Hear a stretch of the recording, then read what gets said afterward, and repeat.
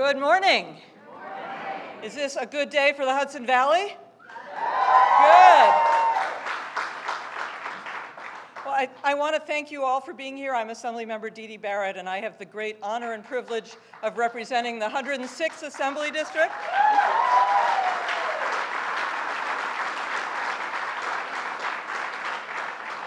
I like to describe it as one of the most beautiful assembly districts anywhere, so just going to get that plug in. And I am really privileged and honored to be part of today's event because I have pretty much spent my entire adult life advocating and supporting reproductive rights, women's health, and women's rights to make choices about their own bodies.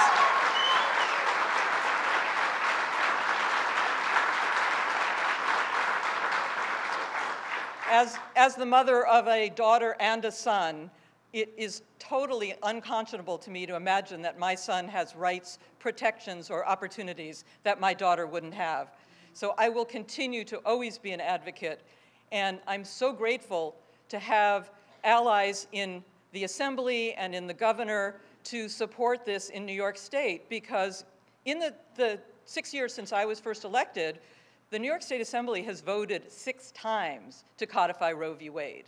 The fact that it's not codified in New York State, despite our efforts, despite the governor's efforts, is why we need to change and turn the Senate blue in the next election, right?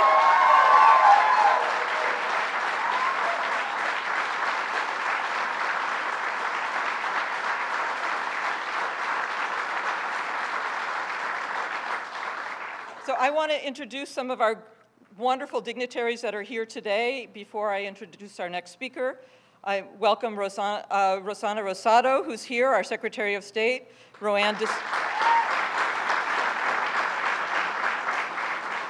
Distito, a former colleague in the Assembly and the Commissioner of the New York State Office of General Services.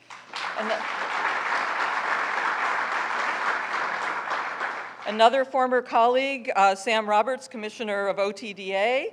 Thank you. See, lots of good things start in the New York State Assembly. Acting Commissioner of the New York State Department of Motor Vehicles, Terry Egan. Thank you for being here, Terry.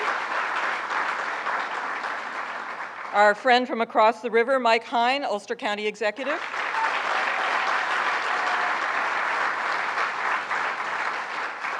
My colleague and friend, Assemblywoman Carrie Warner. Thank you for coming down. Our wonderful Dutchess County Controller, Robin Lois.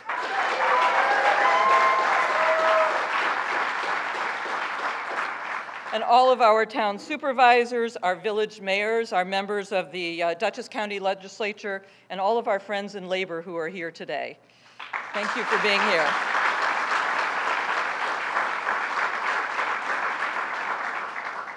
So I have found myself, as I have read all the tweets and followed all the news, thinking just this little catchphrase that I share with you as I introduce our next speaker, who's Kristen Dart, the political director of Planned Parenthood Empire State Acts. I always have trouble with that. And that is that we are not turning back the clock.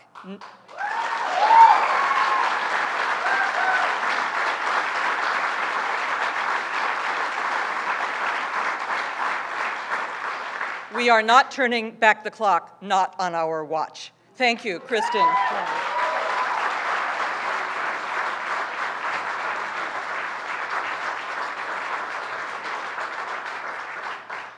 Where are my Planned Parenthood supporters at?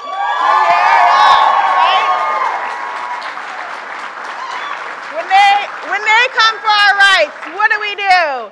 Stand up, fight back. That's right, we won't let this fight go easily. Today, women across Dutchess County are afraid of what the future holds. Today, they are afraid because the federal government is dedicated to rolling back the reproductive rights and moving this country backwards. You know, I have never seen a time without Roe being law, and I do not want to return to a time of the stories that I have heard of our mothers and grandmothers and aunts and sisters and friends who risked their lives for what is a safe and should be legal and currently legal healthcare procedure.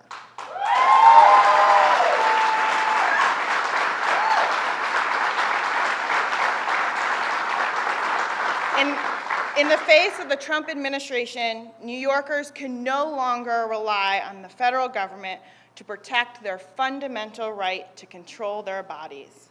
But in New York, we are fighting back. We are standing together. We are standing together to stop this federal assault and to take action to expand the reproductive rights in New York. That is why we are grateful for leaders like Governor Cuomo who are taking action to protect and advance reproductive rights.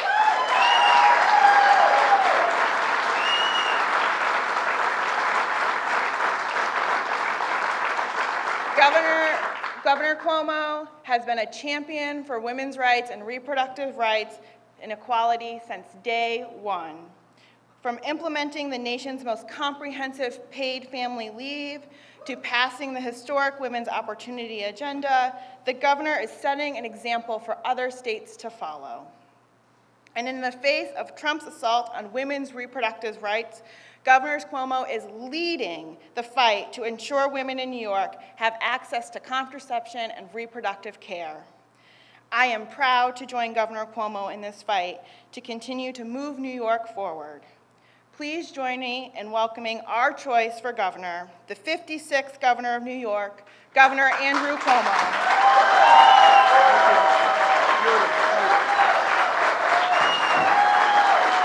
Thank you.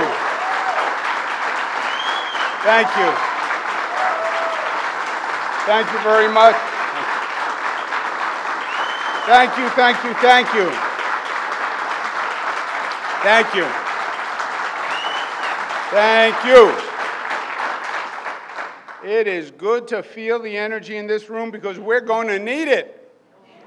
Are we ready to stand up and fight back? That's right.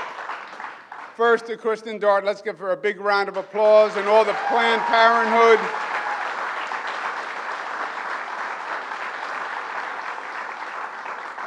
Planned Parenthood has been a phenomenal organization for many, many years, carrying the banner, fighting the fight.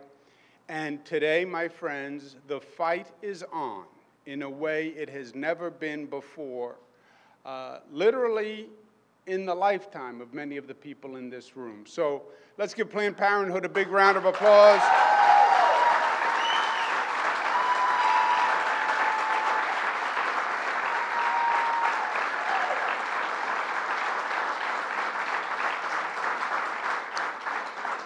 To Assemblywoman Dee Dee Barrett, who's a great Assemblywoman, and she was a great advocate for women and civil rights before she was in the Assembly. We thank her.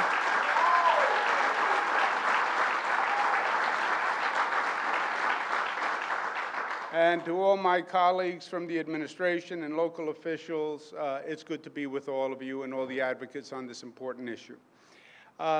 These, my friends, are times that are as serious and challenging as any we have faced.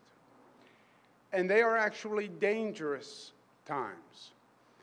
The past year and a half or so, I've been in a constant state of shock. Every day, it's like, I can't believe this is happening. And then you go to sleep and you wake up the next day and you say, I can't believe this is happening. And it's been a constant series of assaults on everything we believe. And I was almost under the delusion, well, these are just a series of random acts that are happening by this absurd federal administration. And then after the nomination of Kavanaugh to the Supreme Court, I was watching the talking heads on TV, cable news. Not my brother's show. My brother's show is a very smart, intelligent dialogue with probative analysis. It's a different show than my brother's show. Ooh. That was a close one. Would have been a bad Thanksgiving dinner. So, and one of the conservatives who was explaining the president's choice on Kavanaugh and was sort of boastful about it, basically said, you know, the American people have to wake up. Elections have consequences, and this nation elected a pro-life president, and that's what this court is going to represent. And something clicked for me. These are not a series of random episodes. This is a deliberate pattern following a very powerful philosophy that is in place in Washington. We elected an extreme conservative agenda that is now methodically implementing an extreme conservative agenda all across this country. And they're not random series of events. They're all connected. There's a method to the madness. It might be madness, but there's a method to it also. And it is a shock to my system. It's a shock to a New Yorker system because it's totally repugnant to everything we believe, everything we live, everything we have done, everything I've known all my life. This is antithetical. But it is who they are and what they believe and what they intend to do and the mandate they believe they have been given by the American people. And they are all connected. An extreme conservative, a reporter said to me, well, I don't understand why you call them extreme conservatives. I said, 2 reasons. They're extreme and they're conservative. Extreme conservative because, look, you have conservative views. God bless you. Extreme conservative, you want to impose those views on me. That's different. And that's why they're extreme conservatives. They have their view of the world. They believe this lifestyle is right, and this sexuality is right, and this view of American immigrant is right, and this view of religion and the Bible is right. Fine, but then they're going to take their view and impose it on the country. First, that's the greatest act of hypocrisy for a conservative. Because the conservatives were all about limited government and individual rights and state rights and small government, right? That was the conservative philosophy. Not this brand of extreme conservative. They have their view and they're going to legislate it. And they're going to mandate it. And that's what they've been doing. They don't believe in the LGBTQ community lifestyle. They don't believe in it. So they treat the LGBTQ community like second-class citizens. One of the first acts, transgender people should be discharged from the military regardless of merit, regardless of service. Why? Because they're LGBTQ, period. They have their view of who should be in this country and who should not be in this country. And they are anti-immigration, which is another act of hypocrisy, right? Because unless you're a member of a Native American tribe, we're all immigrants. But they...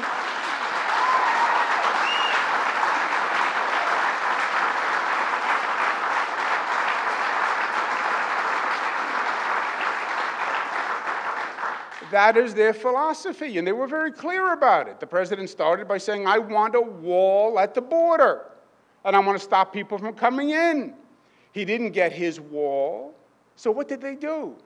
They went to this zero-tolerance policy, April 7th, where if you come over the border, we're going to arrest you. And what did that trigger? Under the existing federal law, which they knew very well, when you put the parents in the detention center, you must separate the children by federal decree. So they had to separate the children. And they knew that was going to happen. and they sent the children all across the country, and now they can't even reunite the children. It was either the greatest act of government incompetence, or it was a scheme that would make Machiavelli blush. Maybe this is their way of deterring people from crossing the border. And they're saying to people, if you cross the border, we're going to separate you from your children. And maybe it makes you think twice. That's their view that they are trying to impose on this country.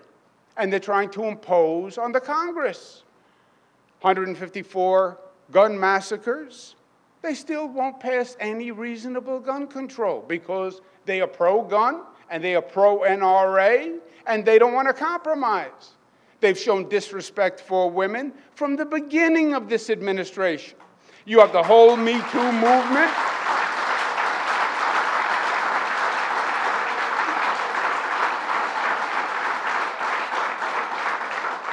You have the whole Me Too movement, thousands of women coming forward and showing strength, and the silence from Washington was deafening.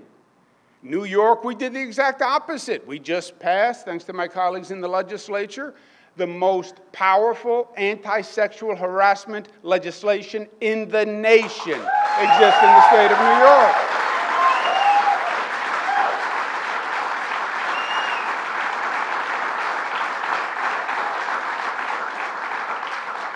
They are against raising the minimum wage. We just raised the minimum wage to $15 because we believe working families need help. They've never been on the side of the middle class. That's why they passed a tax reform that gave 80% of the benefit to the top 1%. And we cut taxes on the middle class to the lowest level since 1947. What they believe, we don't believe. And they are pro-life. They are pro-life, and they will roll back Roe v. Wade. 1973. 1973. Think about it. You're right. Stand up, fight back. Stand up, fight back.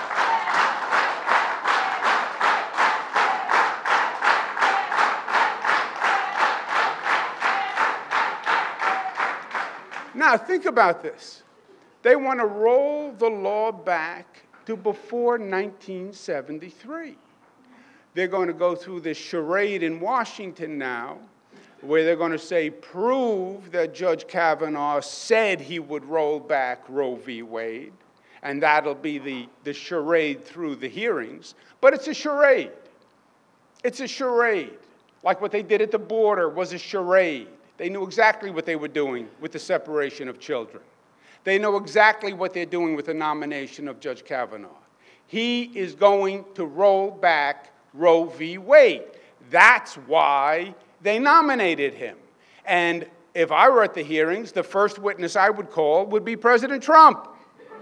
And I would put President Trump at the table and say, did you say 57 times you're only going to nominate a pro-life judge? And of course he did. And that's what he said, and that's what he did, and that's what Justice Kavanaugh would do on the Supreme Court. That is clear. They said they were going to do it, and they're going to do it. Now, we're still in a state of shock, because how can that be? How can you roll back the law prior to 1973? You think you're really going to take away a woman's right to choose? Their answer would be yes. Yes, they think Roe v. Wade was a bad decision. They disagree with it. Protesters are outside today. I understand the point of view. I'm a Roman Catholic, former altar boy. I get the teachings. I understand it. But I also get the law. And I also understand the other side of the argument. But that is where they are going. It is that frightening. This is not a political move. You better take this deadly seriously, because they are dead serious.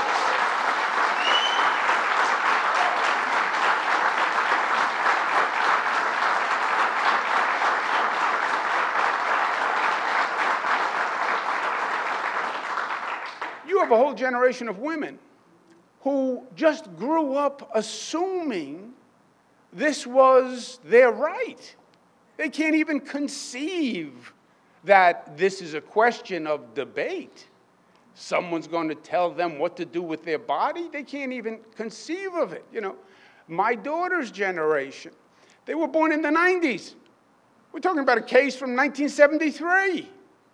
And I said to them, well, where do you think this protection is? They said, well, it must be in the Constitution. I said, no.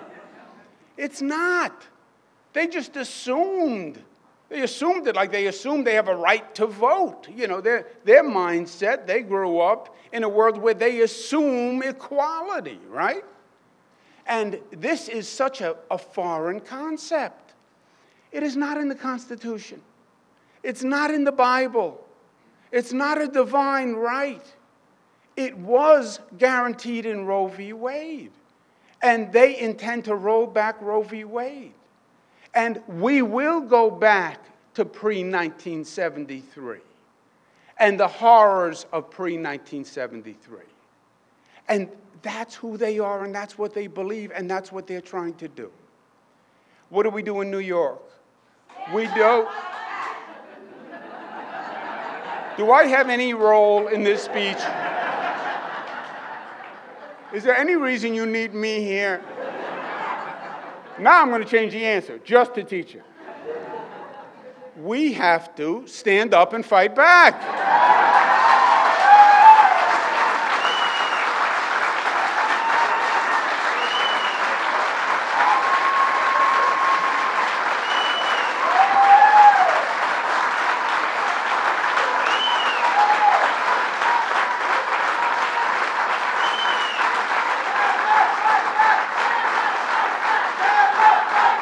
Now,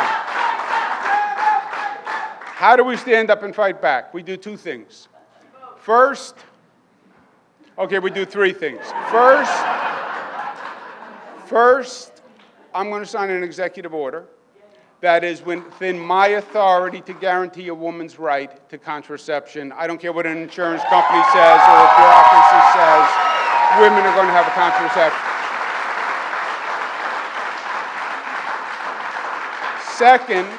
Second, I want the New York State Senate to come back to Albany today, tomorrow, the next day, and pass a New York law codifying Roe v. Wade in the state of New York before that Supreme Court acts.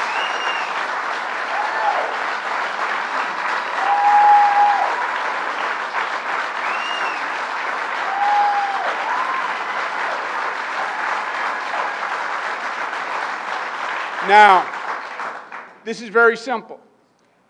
For years, Dee Dee will tell you, Carrie will tell you, for years, what the Republicans in the Senate have said is, well, we don't need a New York law because we have Roe v. Wade.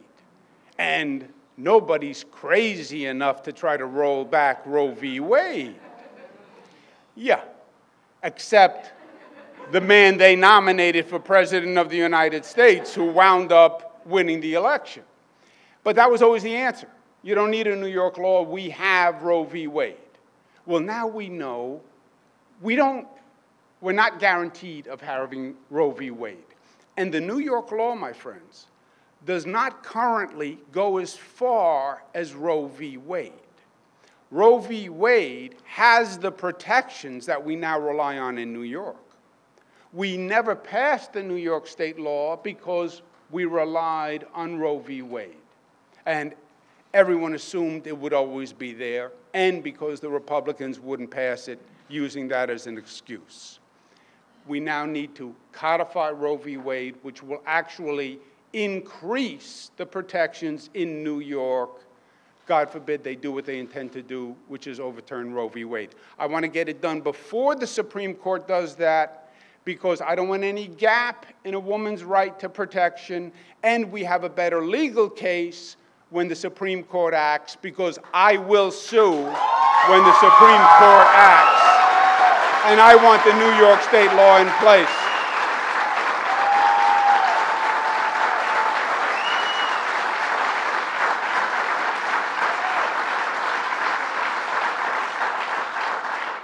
Also, the Republicans in the Senate have had it both ways for too long. They will tell Planned Parenthood individually when they're in their office and the door is closed, oh, I'm pro-choice. And when the bill comes to the floor, I will vote for it because I'm pro-choice. There are a number of Republican senators who have been saying that for years. We've been having the conversation every year when we try to get the bill passed. And everyone has a different vote count. And I'll say, well, John Smith, I have as a no. And somebody will say, yeah, but John Smith told me privately, next to a closet, behind a curtain, when it was just us, that he would be pro-choice. Those games are over. There's no time for political games. This is a binary choice. You are either pro-choice or you are not. And this is how we're going to know. Forget all the political games. When the bill comes to the floor, if it comes to the floor, and then they don't let it come to the floor. Either you come back to Albany and you pass Roe v. Wade for New York. You just need 2 lines in the bill. New York state law codifies Roe v. Wade. Either you come back and do that, or you are anti-choice and you are against women's rights, period. Period. Period.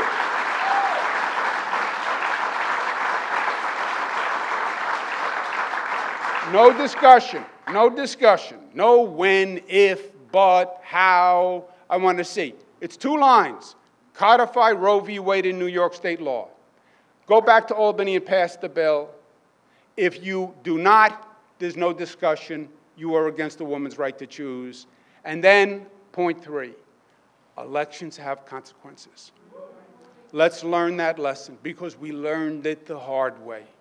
And yes, it was unimaginable that you could elect an administration that would make this dramatic a change in this nation and have such pain and such revulsion and such division in such a short period of time.